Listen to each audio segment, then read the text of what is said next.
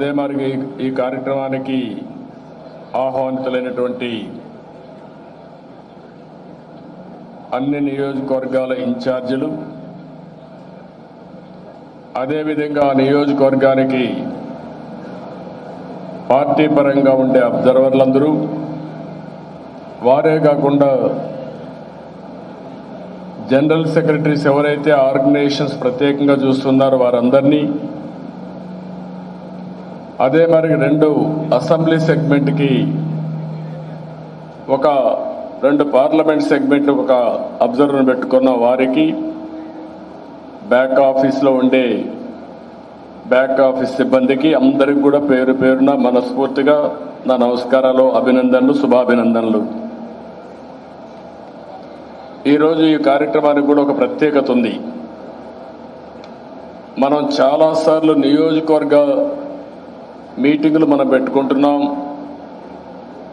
కానీ ఇటీవల కాలంలో నియోజకవర్గ మీటింగులు కూడా ఎక్కువగా పెట్టుకోలేకపోయాం మనం అపోజిషన్లోకి వచ్చిన తర్వాత. దానికి కూడా కారణం ఒక పక్క కరోనా రావడం, కరోనా వల్ల కూడా చాలా వరకు మనకు ఒక మూమెంటే లేకుండా పోవడం, ఆ తర్వాత ఇప్పుడు ఏదైతే కరోనాలో కూడా పార్టీ యాక్టివిటీస్ని ఎక్కడికక్కడ ముందు తీసుకుపోవడం కోసం మనం ప్రత్యేకంగా ప్రయత్నం చేశాం.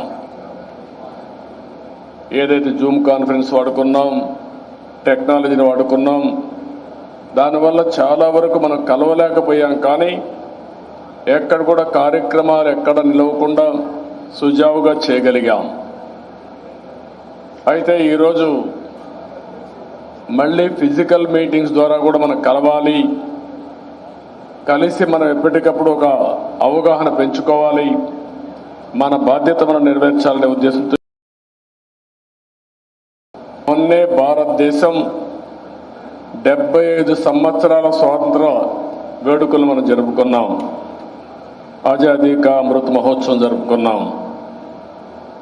ఆ కార్యక్రమంలో మనందరం కూడా మళ్ళీ ఎవరైతే త్యాగాలు చేసి మనకు స్వాతంత్రం సాధించారో వారందరికీ నివాళులు అర్పించడమే కాకుండా మళ్ళీ మనం అందరం కూడా జాతికి ఏ విధంగా అంకితం కావాలి, దేశాన్ని ఏ విధంగా ముందుకు తీసుకుపోవాలి, ఒక పక్క 75 సంవత్సరాల్లో మనం సాధించిన విజయాల్ని సమీక్ష చేసుకుంటూనే ఇంకొక పక్క మనం చేయవలసిన బాధ్యతను కూడా మనం గుర్తు చేసుకుంటూ ముందుకు పోయాం. అదే మరి ఈరోజు ఈ సమావేశానికి ఎందుకంటున్నానంటే 75 సంవత్సరాల్లో మనం 40 సంవత్సరాలు తెలుగుదేశం పార్టీ అధికారంలో ఉంది. అధికారంలో కానీ ప్రతిపక్షంలో కానీ పార్టీ వచ్చింది అంటే 40 సంవత్సరాలు మనం పూర్తి చేసుకుని 41వ సంవత్సరానికి మనం అడుగుపెట్టాం. ఇంకొక పక్క మన నాయకుడు ఎన్టీ రామారావు గారి 100 సంవత్సరాల జయంతి ఉత్సవాలు కూడా నెక్స్ట్ ఇయర్ మనం జరుపుకుంటున్నాం. నిన్ననే మీరు ఒకసారి చూస్తే నేను మొట్టమొదటిసారి ముఖ్యమంత్రి అయ్యింది 95 సెప్టెంబర్ 1వ తారీఖు నిన్న అయ్యాను. అంటే 27 సంవత్సరాలు పూర్తయింది. ఒక రాజకీయ పార్టీగా మనం ఆలోచించుకోవాల్సింది ఏ ఆశయాల కోసం మనం ఈ రాజకీయ పార్టీ మన నాయకుడు పెట్టాడు, ఆ ఆశయ సాధనలో మనందరం కూడా ఎన్నో త్యాగాలు చేశాం, ఎన్నో పోరాటాలు చేశాం, అదే మరి ఎన్నో విజయాలు సాధించాం. అదే మనందరికి కూడా ఒక తృప్తి.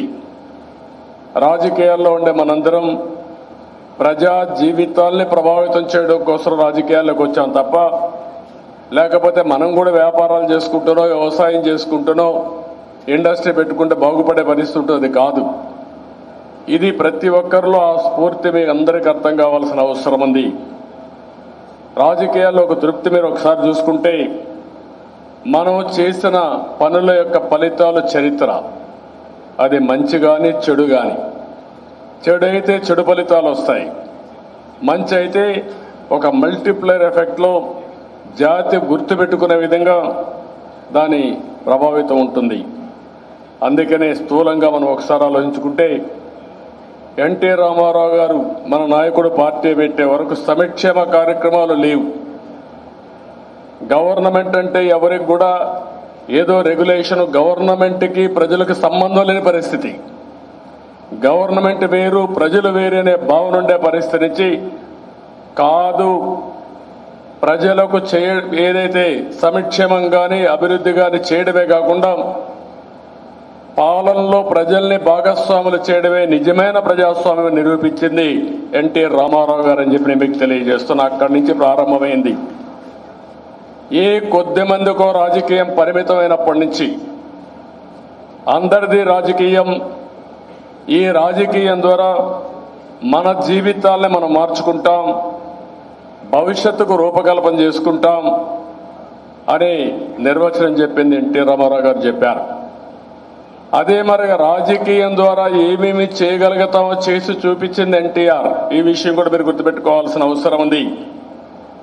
ఆయన సినిమాల్లో ఏ విధంగా ప్రభావితం చేశాడో ఒకసారి చూస్తే, పెద్ద ఎత్తున సినిమాల్లో ప్రభావితం చేసిన తర్వాత కూడా ఆయనకు ఎక్కడా తృప్తి లేదు.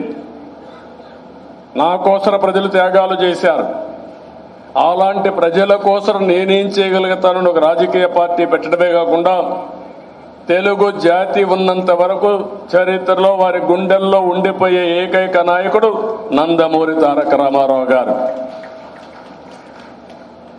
ఈరోజు మనం మాట్లాడే ఆహార భద్రతకు ఫౌండేషన్ వేసింది ఎన్టీఆర్. ₹2 కేజీ బియ్యంతో ఆహార భద్రతకి నాంది పలికింది. మానవ వనరుల అభివృద్ధి కోసం మీరు ఒకసారి ఆలోచిస్తే, నాలెడ్జ్ అనేది ఏ డబ్బులుండే వాళ్ళకే సొంతం కాకూడదు. అది పేద పిల్లలకు కూడా అలాంటి చదువు చెప్పించాలనే ఉద్దేశంతో ఫస్ట్ టైం దేశంలోనే గురుకుల పాఠశాలలో రెసిడెన్షియల్ స్కూల్స్ పెట్టిన ఘనత ఎన్టీ రామారావు గారిది. అక్కడి నుంచే ప్రారంభమైన ఈరోజు నెంబర్ ఆఫ్ రెసిడెన్షియల్ స్కూల్స్ కావచ్చు, లేకపోతే పెద్ద పెద్ద స్కూల్స్ కానీ ఇవన్నీ వచ్చాయంటే అది ఆయన దూరదృష్టి. ఆ రోజు మీరు చూస్తే ఇండ్లు కూడా ఏదో గుడిసెలు కట్టి రాజకీయంగా పబ్బం గడుపుకునే పరిస్థితి నుంచి కాదు, పేదవాడు ఉండవలసింది ఒక పక్కా బిల్డింగ్ లో ఉండాలని ఇండ్లు కట్టి, శాశ్వత భవనాలు కట్టి పేదవాడికి న్యాయం చేసిన వ్యక్తి. ఇంకొక పక్క కూడా మనం 1-2 కాదు, ఏ విషయంలో కూడా ఒక వినూత్నంగా ఈరోజు మనం మాట్లాడుకునే అడ్మినిస్ట్రేటివ్ రిఫార్మ్స్ కన్నిటికీ నాంది పలికింది ఎన్టీఆర్. మాండలిక విధానం, మండల పరిపాలన పేదవాడికి దగ్గరగా ఉండాలి. అంతవరకు మీరు చూస్తే అడ్మినిస్ట్రేషన్ ఎక్కడెక్కడో ఉండేది. ఒక దగ్గర పోలీస్ స్టేషను, ఒక దగ్గర ఎండిఓ ఆఫీసు, ఇంకో దగ్గర ఎంఆర్ఓ ఆఫీసు, ఇలాంటివి ఉంటే కాదు అని మండలాలు తెచ్చి అధికార వికేంద్రీకరణే కాకుండా పేదవాడికి ఇబ్బంది లేని పరిపాలన, అదే మాదిరిగా అభివృద్ధిలో కూడా వికేంద్రీకరణకు శ్రీకారం చుట్టారు. సింగిల్ విండో కానీ మీరు ఏదైనా తీసుకోండి, అప్పట్లోనే ఎన్టీ రామారావు గారు ఇంటర్నేషనల్ గా ఎక్స్పర్ట్స్ గా ఉండే వాళ్ళందరూ తీసుకొచ్చి పరిపాలనలో ఏ విధంగా చేస్తే ఇంకా ఎఫెక్టివ్ గా ఉంటుంది. ఇప్పటికి కూడా నాకు జ్ఞాపకం ఉంది, రుస్తుంజీ లాంటి వ్యక్తులు తీసుకొచ్చి ట్రైనింగ్ పెట్టించి వాళ్ళ ఐడియాస్ తీసుకొని పరిపాలనలో అనేక సంస్కరణలు తీసుకొచ్చిన వ్యక్తి ఎన్టీఆర్. ఆ తర్వాత కూడా మీరు ఒకసారి చూస్తే రాజకీయాల్లో కూడా మనం చాలా వరకు మనం చూసాం. తెలుగుదేశం పార్టీ ఒక ప్రాంతీయ పార్టీ, జాతీయ భావాలుండే పార్టీ. ఈ విషయం మీరు గుర్తుపెట్టుకోవాలి. ఎన్టీఆర్ ఎప్పుడూ చెప్పేవాడు, జాతి దేశం మొదలు, తర్వాత రాష్ట్రం. అదే సమయంలో తెలుగు జాతి ఆత్మ గౌరవాన్ని ప్రపంచం మొత్తం చాటి చెప్పిన ఏకైక నాయకుడు నందమూరి తారక రామారావు గారు. జాతికి గుర్తింపు ఉండేది కాదు, అలాంటి జాతికి గుర్తింపు తీసుకొచ్చిన వ్యక్తి. అక్కడి నుంచి నేషనల్ ఫ్రంట్ కానీ ప్రస్థానం నేను ఇప్పుడు ఎక్కువ మాట్లాడడం లేదు. ఇవన్నీ జరిగాయి. ఎందుకంటే ఒకసారి మీకు కూడా రిమైండ్ చేస్తే ఎప్పటికప్పుడు మనం కూడా రీఇన్ఫోర్స్ చేసుకోవాల్సిన అవసరం ఉంది. గత చరిత్ర ఒకసారి నెమరు వేసుకొని భవిష్యత్తు కోసం మళ్ళా అంకితమైన భావంతో మనం పనిచేయగలిగితే ఏదైనా సాధించవచ్చు. అందుకే నేను ఎన్నోసార్లు చెప్పాను, ఎన్టీ రామారావు గారు ఆ రోజు ఆత్మ గౌరవాన్ని చెప్తే ఆత్మ గౌరవంతో పాటు ఆత్మవిశ్వాసంతో ముందుకు పోతే ప్రపంచాన్ని జయించే శక్తి మన భారతీయులకు ఉంది, తెలుగు వారికి ఉందని నేను చెప్పి ముందుకు నడిపించాం. ఈరోజు అది చూసినప్పుడు ఆర్థిక సంస్కరణలో ఈ విషయం కూడా మనం గుర్తుపెట్టుకోవాలి. ఈరోజు పరిపాలన చూస్తున్నాం. ఇవన్నీ చూస్తామంటే పాలకుడికి ఉండాల్సింది విజన్ కానీ విద్వేషం కాదు. అదే మనం చూపించాం. రాజకీయాలు వేరు, అభివృద్ధి వేరు. ఎప్పుడు కూడా ఒకటే చెప్పాం, ఎక్కడ కూడా రాజకీయాలకు అతీతంగా అభివృద్ధికి నాంది పలికాం, వివక్షత లేని పాలన ఇచ్చాం, ప్రజలకు ఎక్కడికక్కడ అందుబాటులో ఉండే పరిపాలనే కాకుండా ఎక్కడికక్కడ లా అండ్ ఆర్డర్ మెయింటైన్ చేసి ప్రజల భద్రతకు కానీ లేకపోతే ఒక హ్యాపీనెస్ కానీ నాంది పలికాం. ఈరోజు విద్వేషం ఎక్కడ చూసినా అది. నేను అందుకే మళ్ళీ చెప్తున్నా, పాలకులకు ఉండాల్సింది విజన్ కానీ విద్వేషం కాదు. ఇంకో పక్కన మీరు చూస్తే ఆ విద్వేషం పెరిగి ఈరోజు పాలకులకు చూస్తూ ఉంటే విజన్ పోయి అది పాయిజన్ గా తయారయ్యే పరిస్థితి వచ్చింది. చాలా భయంకరమైన వాతావరణం. ఎవరైనా ఏదైనా అడిగితే వాళ్ళని చంపేసే వరకు వెళ్ళిపోవడం, వీడు అడగతాడా అని వెళ్ళడం. సుధాకర్ రావుతో ప్రారంభమైంది. ఏమడిగాడు? మాస్క్ అడిగాడు. కరోనాలో మాస్క్ అడిగి నాకు ఒక మాస్క్ ఇవ్వండి, నేను అందరినీ ట్రీట్ చేస్తున్నాను, నేను కూడా ఆరోగ్యాన్ని కాపాడుకోకపోతే ట్రీట్ చేయాలని అడిగిన పాపానికి వెంటాడి వేటాడి కడానతని పిచ్చివాణ్ణి చేసి చంపేసే పరిస్థితికి వచ్చారు. ఒక దళిత డాక్టర్. అక్కడి నుంచి ప్రారంభమైనటువంటి విద్వేషం మనం చూస్తా ఉంటే ఇప్పటికి కూడా ఆగే పరిస్థితులు లేదు. ఈరోజు మీరు చూడండి, నిన్ననే అనంతపురం జిల్లాలో ప్రకాష్ అనే ఏఆర్ కానిస్టేబుల్, ఏంటి అతను చేసిన తప్పు? మా పోలీస్ సిబ్బందికి మీరు లీవ్ కానీ, లీవులకు ఇచ్చే సరెండర్ లీవులు ఇచ్చే డబ్బులు కానీ, లేకపోతే మాకు రావాల్సిన ప్రావిడెంట్ ఫండ్లో మేము దాచిపెట్టుకున్న డబ్బులు కానీ, మా ఇంట్లో పెళ్లిళ్ళకు కానీ లేకుంటే ఇంకొక దానికి ఇవ్వకుండా, ఏదైనా విపత్తు వస్తే ఇవ్వకుండా మీరు ఇచ్చేస్తున్నారు, మాకు ఇవ్వాలని అడిగాడు. ఆయన చేసిన నేరం సీఎం దృష్టికి తేవడానికి ఒక ప్లే కార్డు పట్టుకున్నాడు. అది అతని పాలిట శాపంగా మారింది. ఏం చెప్పాలి? అక్కడి నుంచి ప్రారంభించారు. అతన్ని వేటాడి వేటాడి కడాన అతను ఉద్యోగం నుంచి డిస్మిస్ చేశారు. దానికి కూడా ఒక కారణం పెట్టారు. ఎవరైతే ఒక అమ్మాయి శ్రీలక్ష్మి, ఆ అమ్మాయికి భర్తతో ఇబ్బందులుంటే, వాళ్ళకి ఏదో సమస్యలుంటే ఆ అమ్మాయి పిటిషన్ ఇవ్వడానికి పోతే ఆ సమయంలో ఆ అమ్మాయికి సహాయం చేశాడు. ఆ అమ్మాయికి సహాయం చేస్తే అది పెట్టుకొని ఆ అమ్మాయి దగ్గర డబ్బులు అడిగాడనో లేకుంటే ఇంకొక నేరం పెట్టి ఆ కారణంతో అతన్ని డిస్మిస్ చేశారు.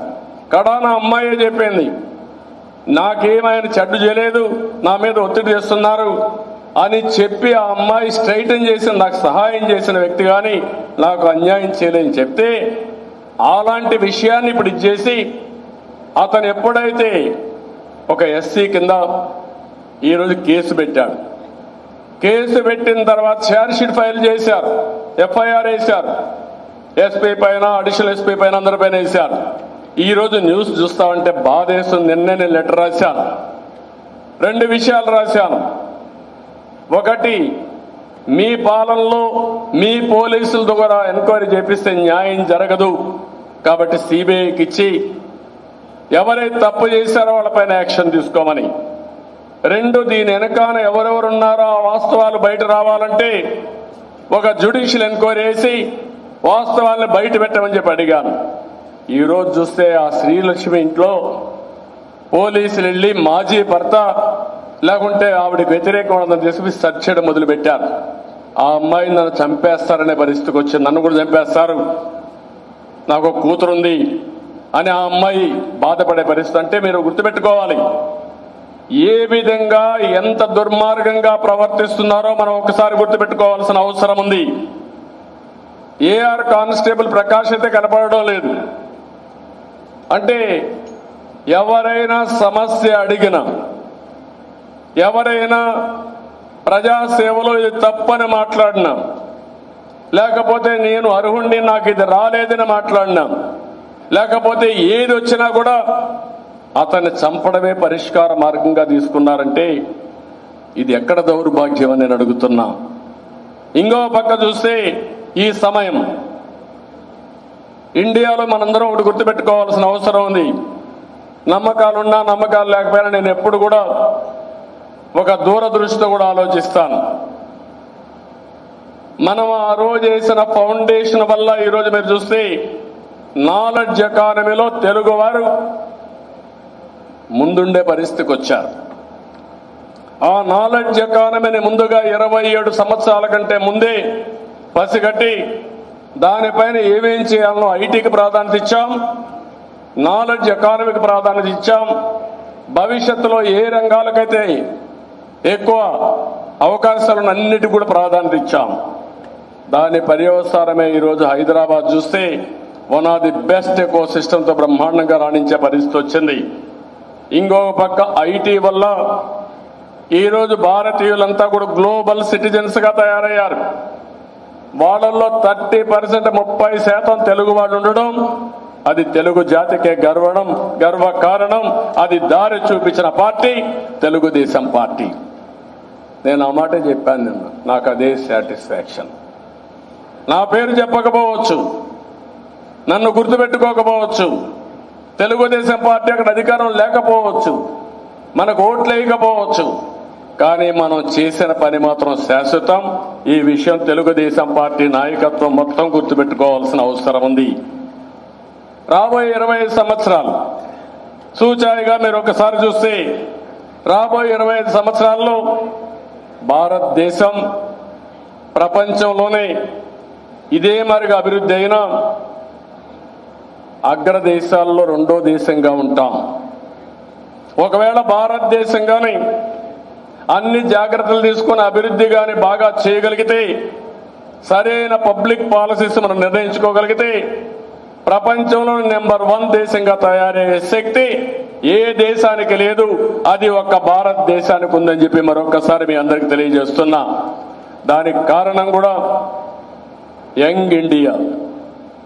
భారతదేశానికి ఏదైతే డెమోగ్రఫిక్ డివిడెండ్స్, యువత పెద్ద ఆస్తి. రెండోది, యువతలో కూడా ఎక్కడా లేని విధంగా ఐటీ అడాప్ట్ చేసుకుని నాలెడ్జ్ ఎకానమీలో బ్యాక్ బోన్ అయినటువంటి ఐటీకి మన వాళ్ళు బ్రహ్మాండంగా ముందుకెళ్ళిపోయారు. ఈ రెండుకు సంబంధించిందే కాకుండా భారతదేశంలో ఉండే యువత రిస్క్ టేకింగ్ కానీ ఆంటర్‌ప్రెన్యూర్ స్కిల్స్ కూడా వచ్చే పరిస్థితికి వచ్చింది. ఈరోజు అందుకే ఒక మాట వాడుతున్నా మీ అందరినీ. 27 సంవత్సరాల కంటే ముందు మనం స్టార్ట్ చేశాం. సుమారు ఒక 4-5 సంవత్సరాలు పికప్ కావడానికి టైం పట్టింది. అంటే ఎగ్జాక్ట్గా 22-23 సంవత్సరాలు మనం చేసిన పని. ఈరోజు ఆ 22 సంవత్సరాలు ఇది చూస్తే అమెరికాలో ఉండే వైట్ అమెరికన్స్, నేటివ్ అమెరికన్స్ వాళ్ళ ఆదాయం $65,000 సంవత్సరానికి. అదే భారతీయుడు ఆదాయం $1,20,000, అంటే డబల్. ఇది మీరు ఇమాజిన్ చేసుకోవాల్సిన అవసరం ఉంది. అమెరికాలో ఆ పని చేయగలిగితే ఇండియాలో మనం ఆ పని చేయలేమా? జరుగుతుంది. కానీ మన రాష్ట్రానికి వచ్చినప్పుడు బాధేస్తుంది. నేను మొన్న కూడా చెప్పాను, మీరు కూడా గుర్తుపెట్టుకోవాలి. సమస్యల్ని అధిగమించగలుగుతాం. విభజన జరిగింది, బాధాకరం. ఆ రోజు అందరూ బాధపడ్డారు. ఎందుకు బాధపడ్డారు? హైదరాబాద్ ఉంది, హైదరాబాద్ తెలంగాణకి వెళ్ళింది, మాకు పెన్షన్లు ఇస్తారా, ఆదాయం ఉందంటే కాదని ఒక భరోసా ఇచ్చింది తెలుగుదేశం పార్టీ. నేను ఒకటే చెప్పాను, అవసరమైతే కష్టపడదాం, ఎవరికి ఇబ్బంది పెట్టమనే ఉద్దేశంతోనే 42% పీఆర్సీ ఫిట్మెంట్ ఇస్తే 42% ఇచ్చాం. రైతులకు ₹1,00,000 తెలంగాణలో రుణమాఫీ చేసి ₹1,50,000 చేస్తామని చేసిన పార్టీ తెలుగుదేశం పార్టీ. 200 రూపాయలు ఒకేసారి 1000 రూపాయలు పెన్షన్ చేసి తర్వాత 2000 రూపాయలు చేసిన పార్టీ తెలుగుదేశం పార్టీ. మీరు ఏ సంక్షేమ కార్యక్రమాలు చూసినా బ్రహ్మాండంగా చేశాం. అంటే నేను ఇక్కడ ఎందుకు చెప్తున్నానంటే సంపద సృష్టించకపోతే, సంపద సృష్టించే మార్గం చెప్పకపోతే, దూరదృష్టితో పనిచేయకపోతే అన్ని సమస్యలే వస్తాయి. అదే రాష్ట్రంలో వచ్చింది. ఈరోజు 3.5 సంవత్సరాలు ఇంకా కాల 3 సంవత్సరాలు 4 నెలలు అయిపోతుంది ఈ నెలతో. కానీ ఈరోజు పరిస్థితి ఏంటి? మొత్తం రాష్ట్రమంతా విధ్వంసంలో ముందుకు పోతా ఉంది. ఎక్కడ చూసినా ఒక విజన్ లేని విధంగా పాయిజన్ ఇచ్చి ప్రజల్ని ఆడుకునే పరిస్థితికి వచ్చారు. ఒక్కొక్క కుటుంబం పైన 3 ఏళ్లలో 3,25,000 రూపాయలు అదనపు భారం వేశారు. ఒక్క పక్కన చూస్తా ఉంటే కరెంటు ఛార్జీలే ఒక 19,500 కోట్ల రూపాయలు పెంచారు. 200 రూపాయల కరెంట్ ఛార్జీ ఇప్పుడు 600 రూపాయలు అయిపోయింది. దేశంలోనే ఎక్కువ పెట్రోల్ డీజిల్ కానీ గ్యాస్ ధరలు ఉండే రాష్ట్రం ఆంధ్రప్రదేశ్గా తయారైంది. నిత్యావసర వస్తువుల ధరలన్నీ పెరిగిపోయినాయి. అదే మరిగా మున్సిపల్ సర్వీసెస్ లేవు, పంచాయతీల్లో సర్వీసెస్ లేవు. కానీ విపరీతంగా వృత్తి పన్నని, చెత్త పన్నని, ఆస్తి పన్నని కడాన ఏది పడితే అది పన్నులేసే పరిస్థితికి వచ్చారు. ఇవన్నీ కూడా చూస్తామంటే పేదవాడు ఏ మాత్రం కూడా నిలదొక్కోలేని పరిస్థితి వచ్చింది. మనం అన్నా క్యాంటీన్ పెట్టాం. అన్నా క్యాంటీన్ రద్దు చేయడమే కాకుండా అన్నదానం చేయాలని ముందుకు వచ్చే వాళ్ళ పైన కూడా దాడులు చేస్తున్నారు. ఎంత బాధాకరం అండి. ఎక్కడన్నా విన్నామా ఇవన్నీ? ఈస్ట్ గోదావరిలో ఇప్పుడు కూడా గుర్తుంది. ఆ రోజుట్లో అన్నం పెట్టినటువంటి డొక్కా సీతమ్మ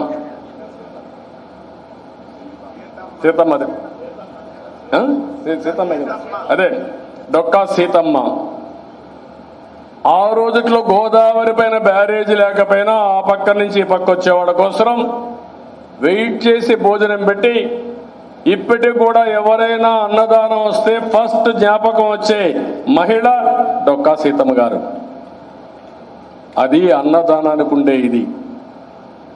ఎక్కడ మనం మీరు పెట్టలేదు మేము పెడతామంటే మీరు క్యాంటీన్లన్నీ మార్చేశారు. మనం ఎక్కడో ఇక్కడ పెడుతున్నాం. దానిపైన మన వాళ్ళ పైన దాడులు. నందిగామలో కోర్టుకు వెళ్ళి మళ్ళీ ఆర్డర్ తీసుకొచ్చి మళ్ళా అన్నదానం చేసే పరిస్థితికి వచ్చాం. నిన్నే తెనాల్లో మళ్ళా అదే పని చేశారు. అదే కుప్పంలో మనం అన్నదానం చేస్తా ఉంటే మొత్తం 2 సార్లు దాడులు చేసినా ఒకటే చెప్పాం, మీరు ఎన్నిసార్లు దాడులు చేసినా అన్నం పెట్టే కార్యక్రమం ఆగదు, అన్నా క్యాంటీన్ ఆగదని నిరూపించింది తెలుగుదేశం పార్టీ. అది మన స్ఫూర్తి, అది మన దృఢ సంకల్పం. ఇలాంటి 1-2 కాకుండా మీరు చూస్తే ఒక పక్క పన్నులు విపరీతంగా పెరిగాయి, ఇంకో పక్క మీరు చూస్తే అప్పులు కూడా విపరీతంగా పెరిగిపోయినాయి. 8 లక్షల కోట్ల పైబడి అప్పులు చేసే పరిస్థితికి వచ్చాం. ఇంకా 1.5 ఇయర్లో 10 లక్షల కోట్లు దాటుతుంది. అంటే ఒక పక్క పన్నుల భారం, ఇంకో పక్క అప్పుల భారం, భవిష్యత్తు అంధకారం చేసే పరిస్థితి తీసుకొస్తున్నాడు. ఏదైనా పనులు చేశారంటే ఏ పని కూడా లేదు. సమాజంలో అందరికీ ఇబ్బందులు వచ్చాయి. ఎస్సీ సప్లాన్ ఉందా? చట్టపరంగా సప్లాన్ కోసం ఒక చట్టం ఉంది. ఎస్సీలకు ఎస్టీలకు జనాభా దామాషా ప్రకారం బడ్జెట్లో డబ్బులు పెట్టడమే కాకుండా అవి ఖర్చు పెట్టాలి. దానికోసం 28 కార్యక్రమాలు స్కీములు తీసుకొచ్చాం. అన్ని రద్దు అయిపోయినాయి. ఎస్టీలు ఎంత దారుణమో మీరు చూశారు. చాలా భయంకరంగా తయారైంది. ఈ ముఖ్యమంత్రి ఎలాంటి వ్యక్తి అంటే మొన్నే పోలవరం వెళ్ళాడు, చింతూరుకి వెళ్ళాడు.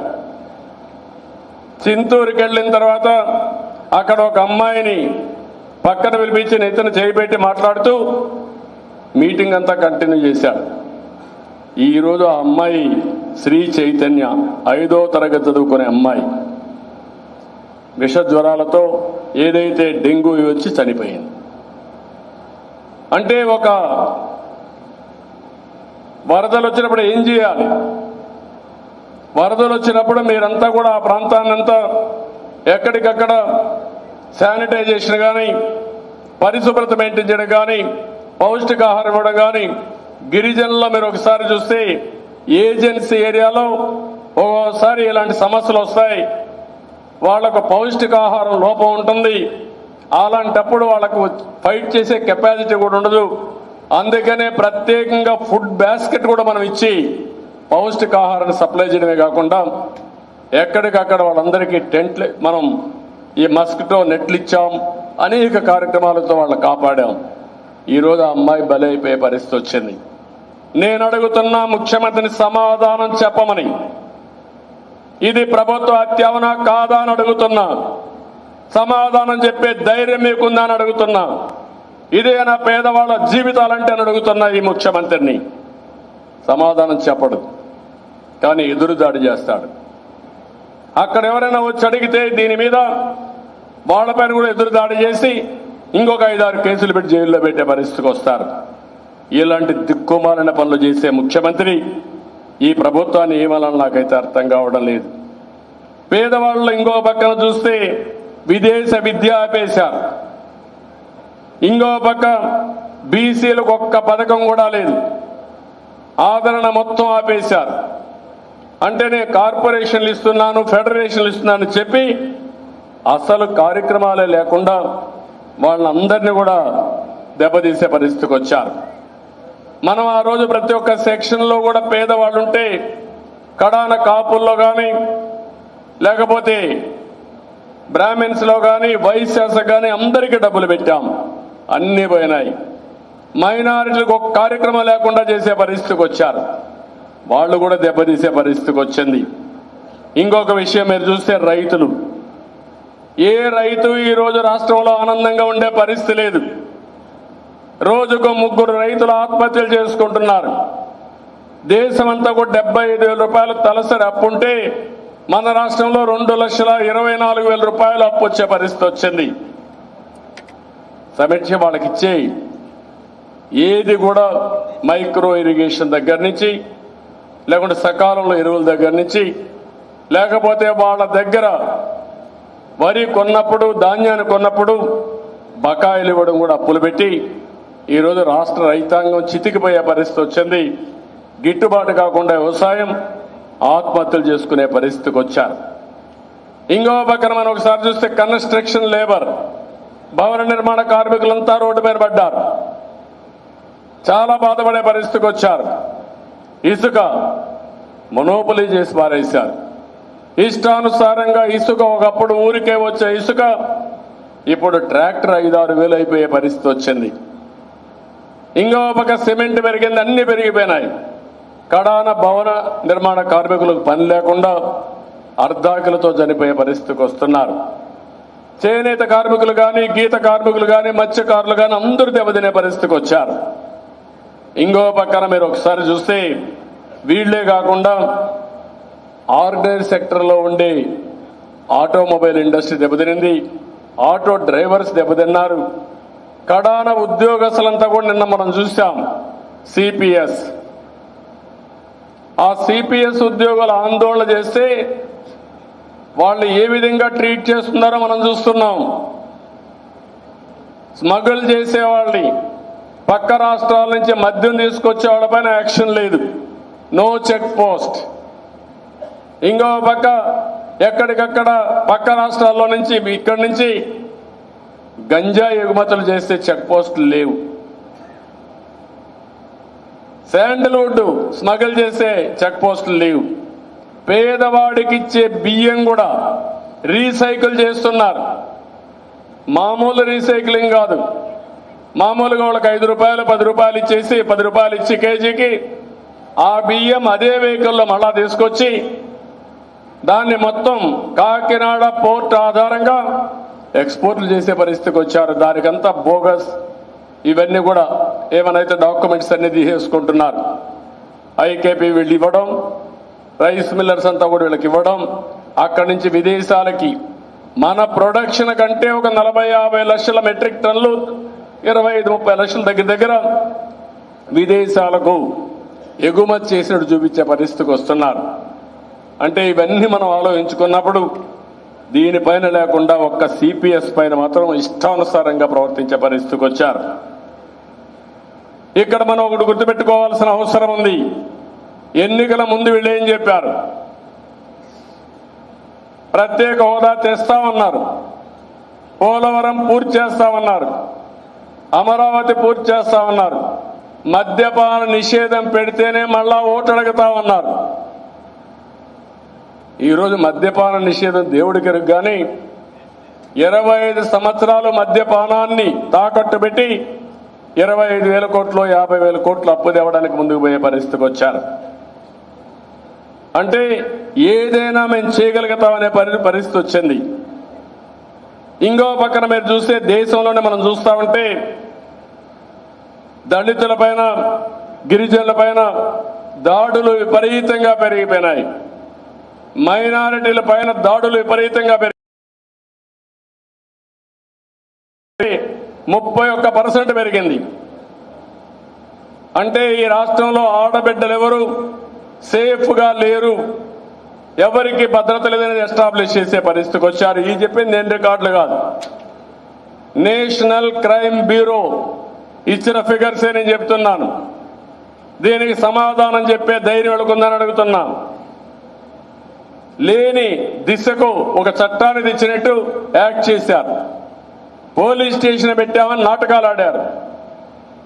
కడాన ఒక యాప్ తీసుకొచ్చాను, మనం తీసుకొచ్చిన యాప్ని అడాప్ట్ చేసుకొని అదే దిశ పోలీస్ స్టేషన్ చట్టం అని చెప్పి నమ్మించే పరిస్థితికి వచ్చారు. ఇవన్నీ కూడా చాలా దారుణంగా విపరీతంగా వీళ్ళు ప్రవర్తించే పరిస్థితికి వచ్చారు. ఇక్కడ మనం చూస్తామంటే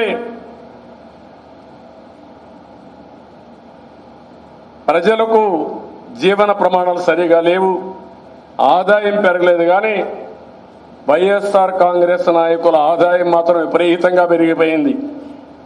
ఒక్క జగన్మోహన్ రెడ్డి అవినీతి మీరు చూస్తే దగ్గర 2 లక్షల కోట్ల రూపాయలు దాటిపోయే పరిస్థితికి వస్తూ ఉంది. ఆరో తండ్రిని అడ్డం పెట్టుకొని ఏదైతే పెద్ద ఎత్తున అవినీతి చేస్తే 11 సిబిఐ ఎంక్వైరీలు 9 ఈడీ ఎంక్వైరీలు వచ్చాయి. అవన్నీ సాక్ష్యాధారాలతో సహా ట్రాక్ అయినాయి. దానికి సమాధానం చెప్పే పరిస్థితులు లేని వ్యక్తి ఇప్పుడు దాన్ని రెగ్యులరైజ్ చేస్తున్నాడు. ఒక ఉదాహరణ లేపాక్షి. ఏం జరిగింది లేపాక్షిలో? 8,500 ఎకరాల భూమి, 20,000 కోట్ల రూపాయలు చేసే భూమి ఈరోజు దాన్ని దివాలా తీయించి 500 రూపాయలకు ఎన్సీఎల్టీ టెండర్ పెడితే 20 కోట్లు ఆదాయం లేని కంపెనీ కోట్ చేస్తుంది. అది కూడా ఎవరు? జగన్మోహన్ రెడ్డి మేనమామ. అంటే ఈ రాష్ట్రంలో అడిగేవాళ్ళు లేరు. అడిగితే బాబాయిని చంపాడు కాబట్టి అందరికీ భయం. ఏం చెప్పాలి నాకైతే అర్థం కావడం లేదు. ఇప్పటికి కూడా ఒక మిస్టరీగానే ఉంది. ఇంకా యాక్షన్ తీసుకునే పరిస్థితి నేను అడుగుతున్నా. మొదటి రోజు మనం చూసాం, మన గవర్నమెంట్లో మనం కక్ష సాధించాలనుకుంటే అదే నిమిషంలో మనం అరెస్ట్ చేయాల్సింది. కానీ మనం ఎప్పుడు కక్ష సాధింపుకు పోలేదు. అది అయిన తర్వాత మన మీద రివర్స్ పెట్టారు. ఆ తర్వాత అది ప్రూవ్ అయ్యి వాళ్ళ సోదరిని ఫైట్ చేస్తే ఇప్పుడు సుప్రీం కోర్టుల చుట్టూ తిరుగుతూ అమ్మాయి ఫైట్ చేస్తా ఉంది. కనీస స్పందన లేని పరిస్థితి. కడాన సిబిఐని కూడా బెదిరించే పరిస్థితి,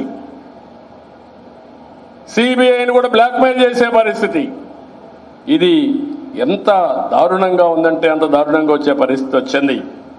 ఇంకో పక్క మీరు చూడండి, మొన్నే హేమంత్ సోరెన్ పైన ఒక ఇది పెట్టారు, ఒక మైనింగ్ ఇచ్చారని, ఆయనే ఇచ్చుకున్నాడని. ఇక్కడ సరస్వతి సిమెంట్ ఏంటి? మీరు ఇచ్చుకోవాలా? దీని మీద ఎలాంటి చర్యలు ఉండవా? ఇంకో పక్కన మీరు ఒకసారి చూస్తే ప్రజల జగన్ ఆస్తులు పెరిగాయి, జనం జీవన ప్రమాణాలు పడిపోయే పరిస్థితికి వచ్చింది. మాట్లాడితే భయపెడతారు కాబట్టి ఎవరు మాట్లాడలేకపోవచ్చు. కానీ చాలా ప్రమాదమైనటువంటి పరిస్థితులు దాపరించే పరిస్థితికి వచ్చింది. కొంతమంది వైఎస్ఆర్ కాంగ్రెస్ నాయకుల అక్రమ సంపాదన పెరిగింది. నేను అందరూ అన్ను, ఎవరైతే రౌడీజం చేసి నేరాల్లో దిట్టలైన వ్యక్తులు ఇష్టానుసారంగా లూటీ చేసే పరిస్థితికి వచ్చారు. వాళ్ళ పార్టీలో కూడా మామూలు కార్యకర్తలు బలైపోయారు. నిన్న మీరు చూస్తే ఈస్ట్ గోదావరిలో ఒక సర్పంచ్ గోదావరిలో వినాయక పూజ చేసి నడిపిన దీంట్లో నన్ను ఎందుకు సర్పంచ్ చేసావు వినాయక, నేను కళాను లైట్ కూడా లేకపోతున్నానని జగన్మోహన్ రెడ్డికి మంచి బుద్ధి ప్రసాదించమని కోరుకున్నాడంటే మంచి బుద్ధి దేవుడు కూడా ప్రసాదించలేకపోతున్నాడు. ఆ పరిస్థితిలో మనం ఉన్నాం. ఏ సర్పంచ్ ఆనందంగా ఉన్నాడు ఈ రాష్ట్రంలో? మీరు ఆ రోజు దౌర్జన్యం చేసి సర్పంచుల్ని డిక్లేర్ చేసుకోవచ్చు, కానీ ఏ సర్పంచ్ అయినా ఆనందంగా ఉన్నాడా నేను అడుగుతున్నా? ఏ ఎంపీటీసీ అయినా ఆనందంగా ఉన్నాడని అడుగుతున్నా? స్థానిక సంస్థలు నిర్వీర్యం చేశారు. వాళ్ళకు రావాల్సిన 12,000 కోట్ల రూపాయలు మీరు దారి మళ్లించే పరిస్థితికి వచ్చారు. ఇది మీరిచ్చే భిక్షం కాదు, రాజ్యాంగం వాళ్ళకి ఇచ్చిన హక్కు, ఫైనాన్స్ కమిషన్ ఇచ్చిన డబ్బులవన్నీ అవి కూడా పోయే పరిస్థితికి వచ్చింది.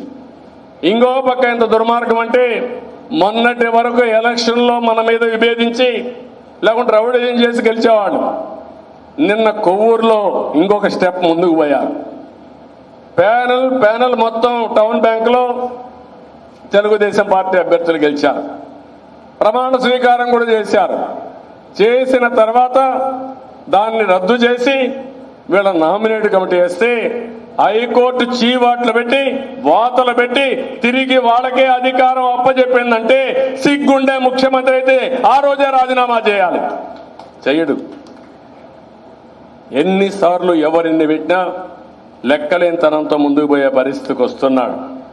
ఆ విషయం కూడా మనం గుర్తుపెట్టుకోవాల్సిన అవసరం ఉంది. అయితే ఇక్కడ నేను ఒకే విషయం మిమ్మల్ని అందరినీ కోరుతున్నా. ఈరోజంతా మనం డిస్కస్ చేసుకుంటున్నాం.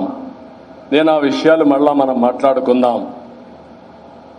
ఈరోజు ఈ మీటింగ్లో సంస్థాగత విషయాలన్నీ మనం డిస్కస్ చేసుకోవాలి. సంస్థాగత విషయాల్లో రాజీ లేదు. అందరం కలిసి మాట్లాడుకుని మనం చేసే పనుల్లో ఇంకా ఏదైనా ఉంటే మీరు అవి కూడా ఐడియాస్ ఇవ్వండి, అవి కూడా తీసుకుంటాం, ఇంప్రూవ్ చేద్దాం. మొట్టమొదటిసారిగా సభ్యత నమోదు కూడా పూర్తి చేయాలి. ఇప్పటికి 16 లక్షలు అయింది. దీన్ని లాజికల్గా తీసుకుపోవాల్సిన అవసరం ఉంది. అదే సమయంలో ఈ రాష్ట్రంలో కమిటీలన్నీ కూడా మనం కంప్లీట్ చేసుకోవాలి. ఏవైతే రాష్ట్ర కమిటీలు కానీ అదే మరి అనుబంధ సంస్థలు కానీ గ్రామ పంచాయతీ వరకు తీసుకుపోవాలి. అదే మరి ఇంకొక పక్కన ఏదైతే క్లస్టర్ నుంచి సెక్షన్ వరకు మనం కమిటీలు వేసుకోవాల్సిన అవసరం ఉంది. ఓటర్స్ వెరిఫికేషన్ కూడా మనం పూర్తి చేసుకోవాలి. లేకపోతే మనందరం కూడా ఒకప్పుడు పరిపాలన వేరే, ఇప్పుడు పరిపాలన వేరే. మన ఓట్లు ఉండవు, వాళ్ళవి దొంగ ఓట్లు ఉంటాయి. మన తిరుపతిలో అది జరిగింది, చాలా ఎన్నికల్లో అదే జరిగింది. రేపు కూడా ఓట్లు కూడా మనవి లేకపోతే మనం ఎంత ప్రజల్లో చైతన్యం తీసుకొచ్చినా ప్రజలు ఓట్లు వేయాలన్నా అసలు ఓటే లేకపోతే వేసే పరిస్థితి ఉండదు. దీనికి ఇప్పటి నుంచే కూడా ప్రణాళికలు మనం పెట్టుకోవాలి. దానికి కూడా ఒక యాక్షన్ ప్లాన్ పెట్టాం. దానికి కూడా మీరు ముందుకు రావాల్సిన అవసరం ఉంది. ఇంకో పక్క అన్ని నియోజకవర్గాల్లో పార్టీ ఆఫీసులు పెట్టుకోవాలి. అవి కూడా మనం డిస్కస్ చేస్తాం. అదే మరి రేపు గ్రాడ్యుయేట్స్ ఎన్నికలు వస్తాయి. ఏ ఎన్నికొచ్చినా ఇక నుంచి పోటీ అనివార్యం. తప్పకుండా తెలుగుదేశం పార్టీ పోటీ చేయాలి. పోటీ చేయడమే కాదు, ఎట్టి పరిస్థితుల్లో గెలిచే విధంగా సమిష్టిగా పనిచేయాల్సిన అవసరం ఉంది. గ్రాడ్యుయేట్స్ కాన్స్టిట్యున్సీ కానీ మిగిలిన ఎన్నికల్లో కూడా మనం ముందుకు పోవాల్సిన బాధ్యత ఇవన్నీ ఉన్నాయి. సోషల్ మీడియా పైన కూడా మనం గుర్తుపెట్టుకోవాలి. ఈరోజు మనం చూస్తూ ఉంటే కొన్ని టీవీలు ఈ రాష్ట్రంలో ఇంత అరాచకాలు, ఇంత అప్రజాస్వామ్యం చేస్తూ ఉంటే తిరిగి అపోజిషన్ విమర్శిస్తున్నారు. నేను చరిత్రలో చాలాసార్లు చూశాను. ఇంతవరకు నా జీవితంలో ఎప్పుడు చూడలేదు మీడియా వాళ్ళ యొక్క ప్రవర్తన. కొన్ని నీలి మీడియా, నేను అందుకని ఆ మీడియాను కూడా బాయ్కాట్ చేయమన్నాం. TV9 కానీ NTV కానీ బాయ్కాట్ చేయమన్నాం. ఎందుకంటే ఇష్టానుసారంగా మన మీద విష ప్రచారం చేస్తున్నారు. రాష్ట్రం కోసం మీరు పోరాడండి, మేము ఒప్పుకుంటాం. ఉన్మాదులను సపోర్ట్ చేసి అప్రజాస్వామికంగా చేస్తా ఉంటే ప్రాణాలు ఒడ్డి పోరాడే తెలుగుదేశం పార్టీల్ని విమర్శించడం, డిమారలైజ్ చేయడం ఎంత భావ్యమని అడుగుతున్నాం. అందుకనే వాళ్ళ బాధ్యత మర్చిపోయారు, పర్వాలేదు, మనం కూడా వాళ్ళ బాధ్యత గుర్తు చేస్తాం. అందుకనే ఇంకొక విషయం కూడా చెప్తున్నాను, ప్రతి ఒక్క నియోజకవర్గంలో సోషల్ మీడియా ఉండాలి. ప్రతి ఒక్క ఎమ్మెల్యే కానీ MP కానీ సోషల్ మీడియా ప్లాట్ఫామ్లో మీరు పెట్టుకోవాలి. వాస్తవాలను మీరు చెప్పే పరిస్థితి రావాలి. సాక్ష్యాలతో సహా మీరు చెప్పగలిగితే మనం ఎవరి కోసమైతే పనిచేస్తున్నామో ఎప్పటికప్పటికి వాళ్ళకందరికీ సమాచారం ఇచ్చే పరిస్థితి కూడా మనకు రావాలి. ఆ విషయం కూడా మీరు గుర్తుపెట్టుకోవాల్సిన అవసరం ఉంది. ఈ రోజుట్లో మనం చూస్తే టెక్నాలజీ పెనిట్రేషన్ చాలా ఫాస్ట్గా వెళుతూ ఉంది. ఒకప్పుడు నన్ను అందరూ ఎగతాళి చేశారు, సెల్ ఫోన్ భోజనం పెడుతుందా అన్నారు. అక్కడి నుంచి ప్రారంభించాం. ఇప్పుడు కూడా నా రిపోర్ట్ ఉంది, డీరెగ్యులేషన్ ఆఫ్ టెలికమ్యూనికేషన్ సెక్టర్లో. ఆ రోజు ఆ నిర్ణయంతో 20,000 రూపాయల ఫోన్ 2,000కు వచ్చింది. అదే సమయంలో ఇంకో పక్క మీరు చూస్తే నేను ఆ రోజు చెప్పాను, రాబోయే రోజుల్లో ఫోన్కి బిల్స్ వేసే పరిస్థితులు కాల్స్ వారిగా ఏరు, భవిష్యత్ అంతా బ్యాండ్ విత్ ప్రకారం ఉంటుంది. కరెంట్ ఎట్లయితే మనం వాడుతున్నామో యూనిట్ ప్రకారం ఉందో, నీళ్లు ఎట్లయితే వాడుతున్నామో మీటర్ పెట్టి అదే మరిగా వస్తున్నాం. అదే బ్యాండ్ విత్ కన్జంప్షన్ వచ్చింది. ఇప్పుడు 5G వస్తూ ఉంది.